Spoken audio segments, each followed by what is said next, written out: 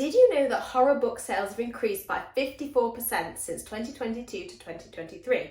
Well, according to this article in The Guardian, that's the case.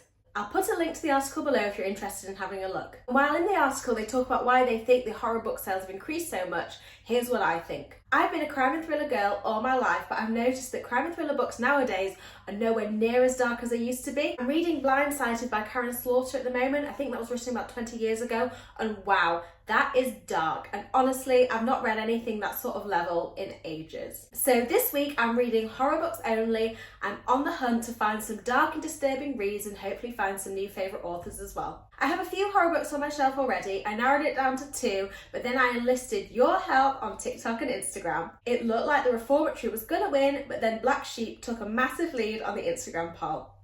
So I'm starting the week with Black Sheep. I have been pre-warned that I might not enjoy it, but I'm gonna go in with an open mind. This is my first Rachel Harrison book as well.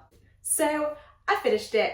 So I think that this book is Marmite. I've been either seeing 5-star reviews or people absolutely hating it. Unfortunately, I just fell into the latter category. This one really wasn't my cup of tea.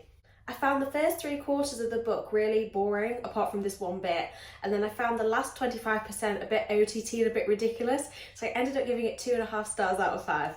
After reading Black Sheep, I was feeling slumpy and the sheer size of the Reformatory was intimidating me. So for my next book, I went for something easy.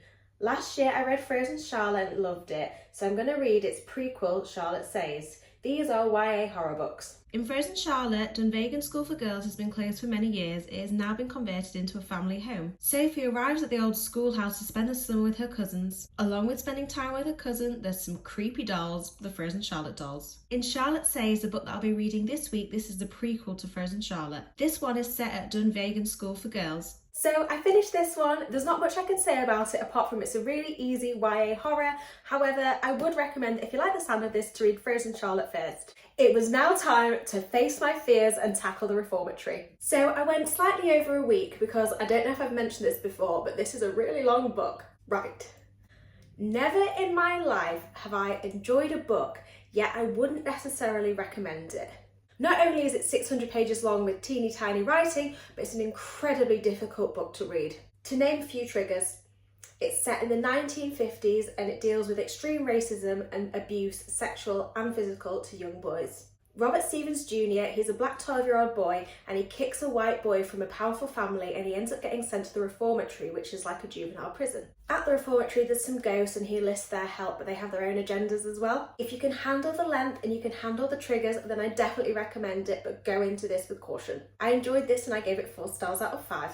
So that takes me to the end of my challenge of only reading horror books for a week. If you liked what you saw, please subscribe to my channel and let me know what you think in the comments, or if there's any sorts of videos you'd like me to do in the future. Thank you so much. Bye.